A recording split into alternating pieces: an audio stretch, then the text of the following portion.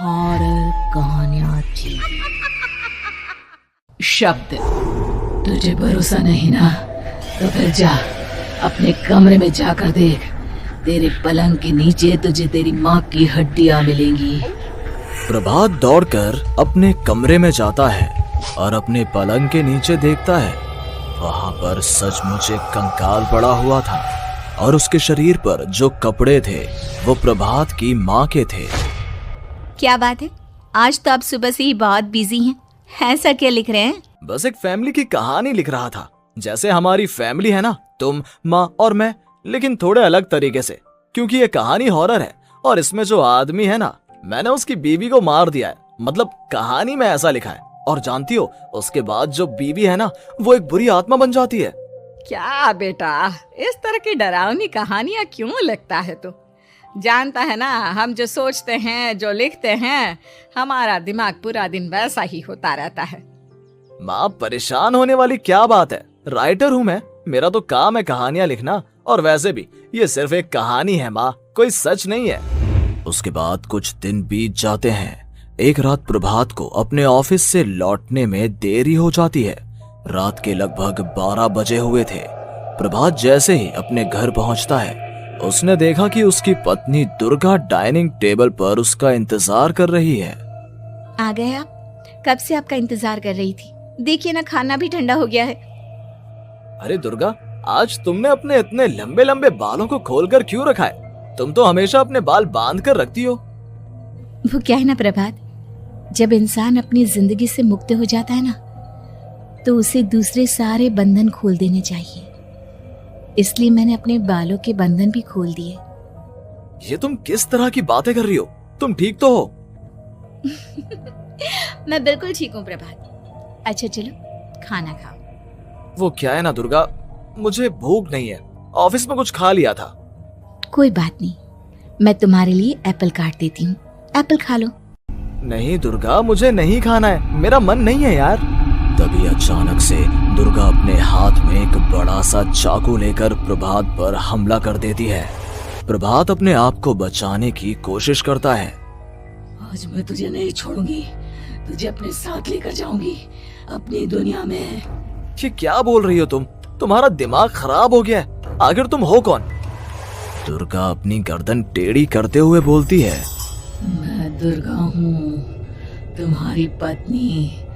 ध्यान से देखो मेरी आंखों में। प्रभात बुरी तरह से डर जाता है और घबराहट में वो चाकू अपनी पत्नी के पेट में मार देता है। उसकी पत्नी की वहीं के वहीं मौत हो जाती है और उसकी चीख की आवाज सुनकर उर्मिला दौड़ते हुए बाहर आती है।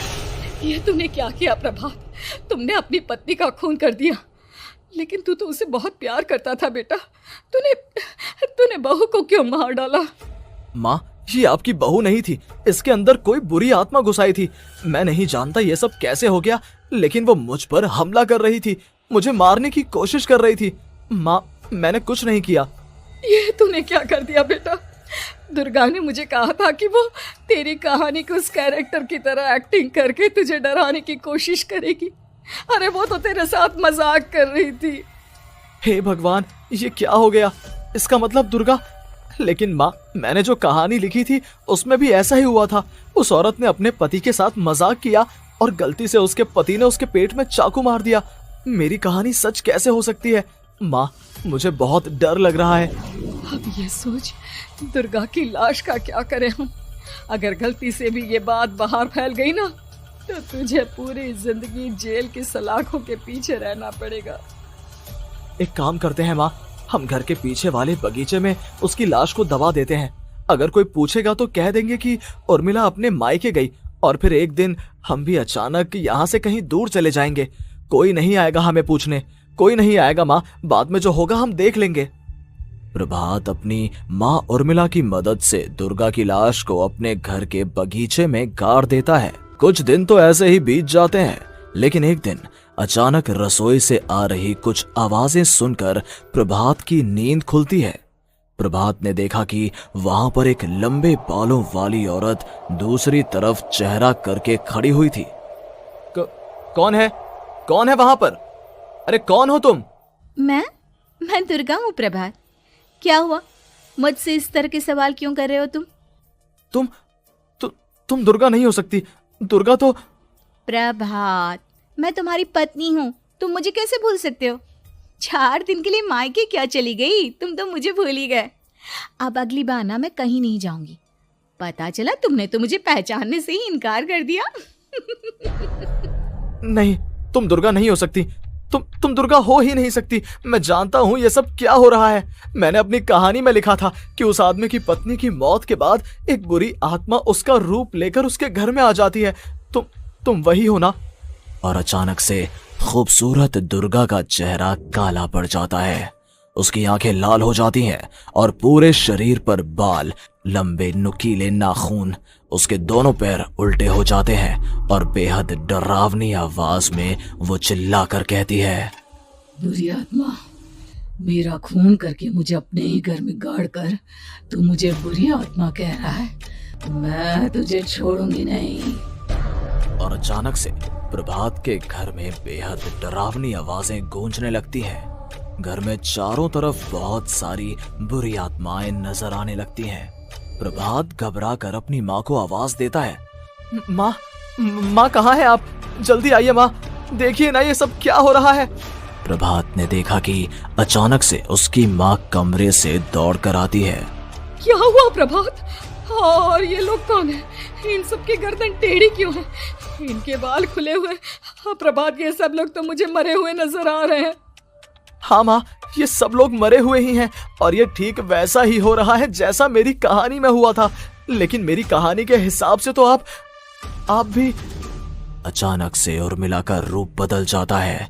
वो भी एक डरावने साए की तरह बन जाती है और बेहद डरावनी आवाज में चिल्ला चिल्ला कर कहती है, मर गई तेरी माँ। जानता है, कल रात जब तू सो रहा था ना, तो मैंने उसके शरीर का सारा खून पी लिया। अब बस हड्डियां बची है उसके शरीर में। नहीं, ऐसा नहीं हो सकता। ऐसा बिल्कुल नहीं हो सकता। मेरी माँ नहीं मर सकती। तुझे भरोसा नहीं ना? तो फिर जा, अपने कमरे में जाकर देख। तेरे पलंग के नीचे तुझे तेरी माँ की हड्डियां मिलेंगी। प्रभात दौड़कर अपने कमरे में जाता है और अपने पलंग के नीचे देखता है। वहां पर सचमुच एक कंकाल पड़ा हुआ था और उसके शरीर पर जो कपड़े थे वो प्रभात की माँ के थे। माँ, अब मुझे कुछ करना पड़ेगा। लेकिन मेरी कहानी में लिखा था कि माँ की मौत मेरे हाथों से होगी, पर माँ तो पहले ही मर चुकी है और वो बुरी आत्मा मुझे भी मार देगी। नहीं नहीं, इससे पहले कि वो मुझे कुछ करे, मुझे उसका काम खत्म करना होगा।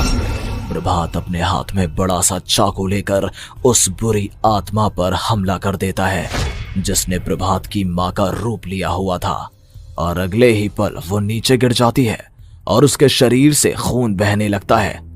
ऐसा नहीं हो सकता। एक बुरी आत्मा के शरीर में तो खून होता ही नहीं है। तो क्या सच में मैंने अपनी माँ को मार दिया? लेकिन अभी कुछ देर पहले तो फिर वो कंकाल किसका है? और ये कौन है? मैं पागल हो जाऊंगा। और अपनी माँ की लाश, इसका मैं क्या करूं? लोग पूछेंगे तो मैं क्या जवाब दूंगा? तभी वहां पर दुर्गा का रूप लेकर जो आत्मा थी उसने प्रभात से कहा, गाड़ दे अपनी माँ को ले जाकर उसी जगह जहाँ तूने मेरा खून करके मुझे गाड़ दिया था। जा, चला जा। घबराया हुआ प्रभात पागलों की तरह अपनी माँ की लाश को लेकर बगीचे में गाड़ देता है। प्रभात की हालत पागलों जैसी हो जाती है। वो अपने आप को अपने घर में बंद कर लेता है। कहानी के हिसाब से तो आगे ये हुआ था कि कहानी लिखने वाले ने उन बुरी आत्माओं से डरकर आत्महत्या कर ली थी। तो क्या मैं भी मर जाऊंगा? क्या मैं भी आत्महत्या कर लूंगा? एक काम करता हूँ, मैं अपनी कहानी का अंत बदल देता हूँ। हाँ, ये मैंने पहले क्यों नहीं सोचा। मैं लिख दूंगा कि कहानी को लिखने वाला आत्महत्या नहीं करता, बल्कि कहीं दूर जाकर नए सिरे से अपनी जिंदगी शुरू करता है। यही सोचकर प्रभात ने अपनी लिखी हुई कहानी को बाहर निकाला और उसे पढ़ना शुरू किया। ये देखकर वो हैरान रह गया कि कहानी का क्लाइमैक्स तो किसी ने पहले ही बदल दिया था। ये क्या? इसमें तो लिखा हुआ है कि आखिर में उस लेखक की पत्नी और माँ दोनों बगीचे में जिंदा दफन थे। बुरी आत्माओं ने उनको कैद करके रखा था और वो लेखक अपनी माँ और पत्नी दोनों को जिंदा बाहर निकाल लेता है। लेकिन ये सब लिख किसने दिया? प्रभात दौड़कर बगीचे में जाता है और वहां पर खुदाई करना शुरू कर देता है। प्रभात देखता है कि वहां पर लकड़ी के 2 बड़े संदूक हैं और उनके अंदर से आवाजें आ रही हैं। प्रभात बचा लो मुझे, अगर थोड़ी देर और हो गई तो वो मुझे छोड़ेगी नहीं। बेटा देखो, मैं इस बक्से के अंदर बंद हूँ, प्लीज मुझे बाहर निकालो, वो बुरी आत्मा किसी भी वक्त मुझे मार डालेगी। प्रभात वो दोनों बक्से बाहर निकालता है और अपनी पत्नी और माँ दोनों को आजाद करवा लेता है। लेकिन तभी वहां पर अचानक से एक बेहद डरावनी और खौफनाक दिखने वाली औरत आ जाती है। तुझे क्या लगा था इतनी आसानी से अपनी पत्नी और माँ को बचा लेगा? बस 5 मिनट और उसके बाद अमावस का चांद आसमान में आने ही वाला है। लेकिन तूने इन दोनों को बाहर निकाल लिया, अब तुझे मरना होगा। नहीं, मैं जानता हूँ मैं नहीं मरूंगा, और अब आगे क्या करना है ये भी मुझे पता है। प्रभात ये बहुत खतरनाक है, हमें मार डालेगी प्रभात, चलो यहाँ से। नहीं दुर्गा, अब मुझे अच्छी तरह से पता चल चुका है कि इस बुरी आत्मा से हम कैसे पीछा छुड़वा सकते हैं। और इतना कहकर प्रभात अपने हाथ में पकड़ी हुई सिंदूर की थैली उस बुरी आत्मा के ऊपर उछाल देता है। कुछ ही देर में वो जमीन पर गिरकर राख में बदल जाती है। ये सब क्या हो रहा था बेटा? ये सब तुम्हारी लिखी हुई इस कहानी की वजह से हुआ है ना? नहीं माँ, पहले मुझे भी ऐसा ही लगा, लेकिन बाद में पता चला कि बरसों पहले हमारे इस बगीचे की जमीन के अंदर किसी को जिंदा गाड़ दिया गया था और बस उसी औरत की आत्मा हमें परेशान कर रही थी। उसी ने मेरे शब्दों में जान डालकर उस कहानी को जिंदा कर दिया था। मुझे माफ कर दो प्रभात, मैंने आपकी कहानी के साथ छेड़छाड़ की थी और उसे बदल दिया था। माफी मांगने की जरूरत नहीं है दुर्गा, तुम्हारे उस बदलाव की वजह से ही आज हम सब जिंदा हैं, क्योंकि आखिर में कहानी में वो हुआ जो तुमने लिखा था।